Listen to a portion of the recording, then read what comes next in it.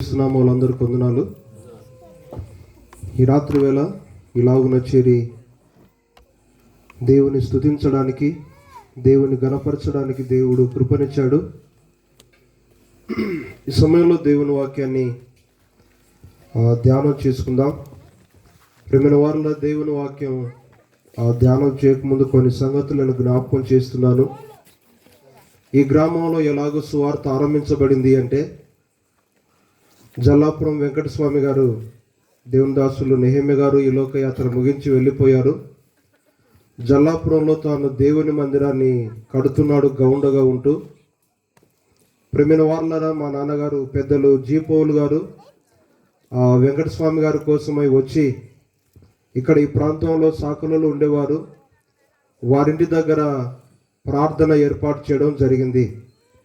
అలాగున ఈ గ్రామంలో సువార్త ప్రియమైన వార్లర్ ఆరంభించబడింది. దేవుని దాసులు పెద్దలు మా నాన్నగారు జీపౌలు గారు ప్రియమైన వార్లర్ ఎన్నోసార్లు ఇక్కడికి రావడానికి ప్రయాణ సాధనాలు ఏమాత్రం కూడా లేవు. రావాలి అంటే కోనేరు స్టేజ్ అన్నది ఇక్కడికి నడిచి రావాలి. ఒకవేళ బస్సు తప్పిపోయిందంటే అల్లంపూర్ నుండి అన్న ఇక్కడికి రావాలి. అలాగున చాలాసార్లు ప్రేమైన వారు పెద్దలు నడిచి వచ్చారు. అలాగే నేను కూడా చాలాసార్లు నడిచిన సందర్భాలు ఈ గ్రామానికి ఎన్నో ఉన్నాయి. దేవుడు తన కృప ద్వారా చేసిన సువార్త సేవ ఫలితంగా కొందరిని దేవుడు ఆకర్షించాడు.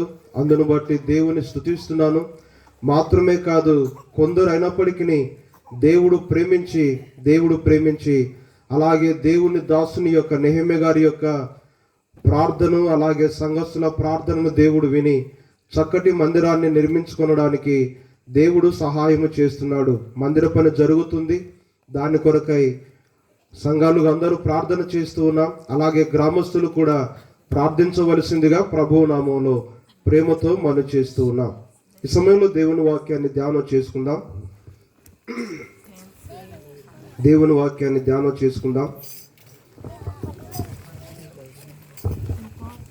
క్రొత్త నిబంధన గ్రంథంలో నుండి మత్తయి సువార్త 8వ అధ్యాయం. మత్తయి సువార్త 8వ అధ్యాయం. మత్తయి సువార్త 8వ అధ్యాయం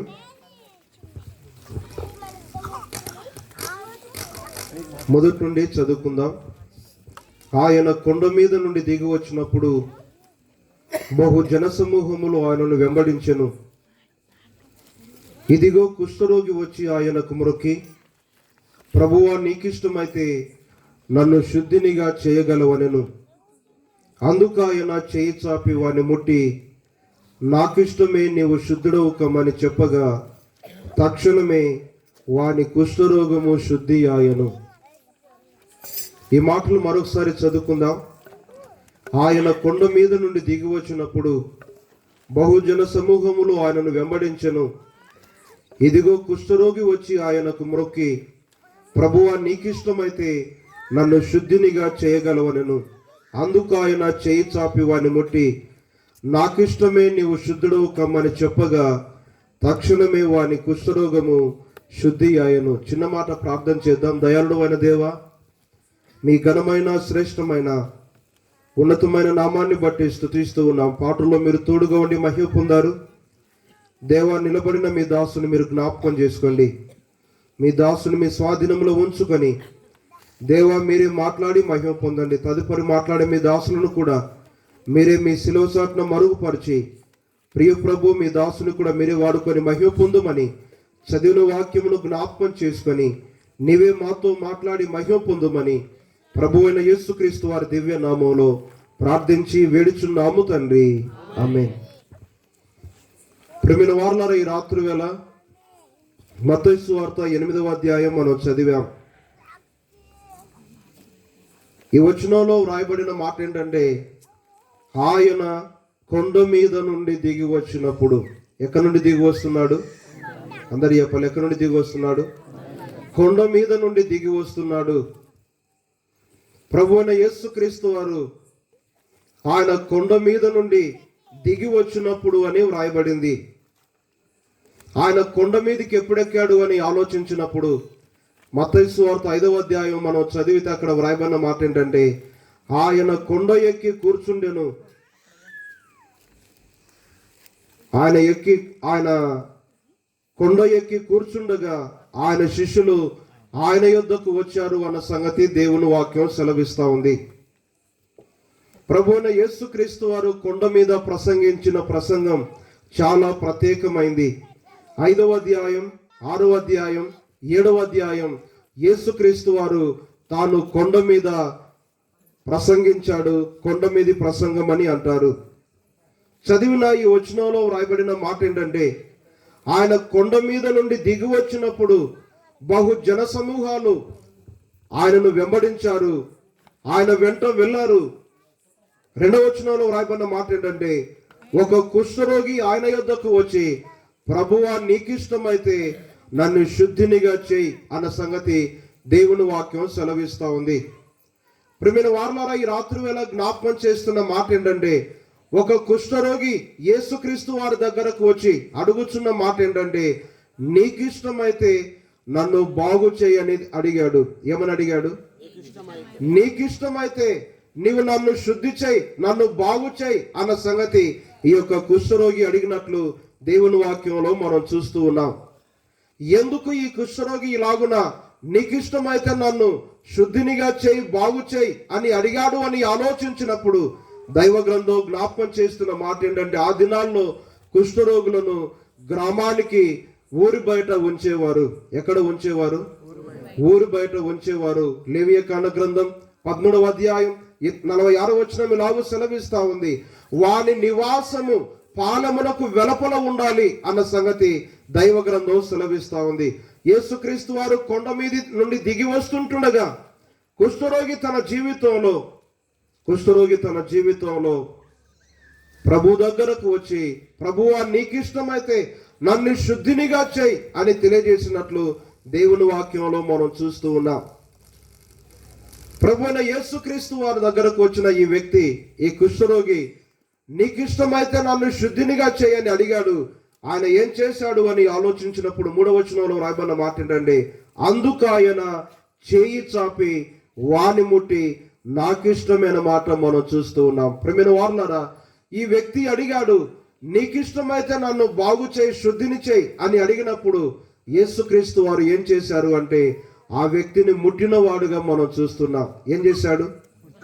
ఆ వ్యక్తిని తాకిన వాడుగా, ఆ వ్యక్తిని ముట్టుకున్న వాడుగా దేవుని వాక్యంలో మనం చూస్తూ ఉన్నాం. ఈ సందర్భంగా జ్ఞాపకం చేస్తున్న మాట ఏంటంటే, యేసుక్రీస్తు వారు నాకిష్టమే అని నోటితో చెప్పవచ్చు, కానీ ఆయన ఏం చేశాడు అంటే, ఆ వ్యక్తిని తాకిన వాడుగా, ఆ వ్యక్తిని ముట్టుకొని నాకిష్టమే అన్న సంగతి తాను తెలియజేశాడు. ఈ మాటను బట్టి జ్ఞాపకం చేస్తున్న మాట ఏంటంటే, యేసుక్రీస్తు వారు చేయి చాపి ఆ వ్యక్తిని ముట్టాడు, ఆ వ్యక్తిని తాకాడు. దానికి గల కారణం ఏంటంటే, ఇందులో దేవుని యొక్క ప్రేమ కనబడుతుంది. ఎవరి యొక్క ప్రేమ కనబడుతుంది? ప్రేమైన వాళ్ళ కుష్ఠరోగిని ఇంటి వారు దూరం చేశారు, గ్రామస్తులు దూరం చేశారు, నాన్నవారు కూడా దూరం చేశారు. ఆ వ్యక్తి ఎవరికి కూడా ఇష్టం లేని వాడుగా ఉన్నాడు.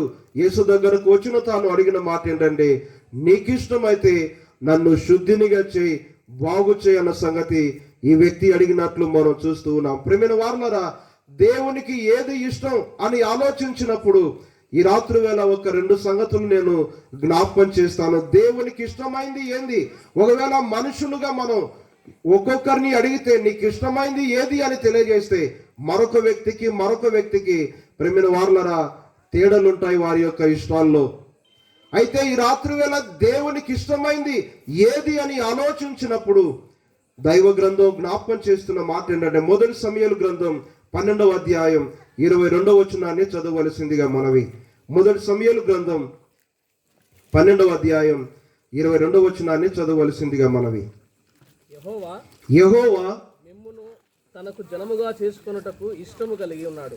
యెహోవా మిమ్మును తనకు జనముగా చేసుకొనుటకు ఇష్టము కలిగి ఉన్నాడు. తన ఘనమైన నామము నిమిత్తము తన జనులను ఆయన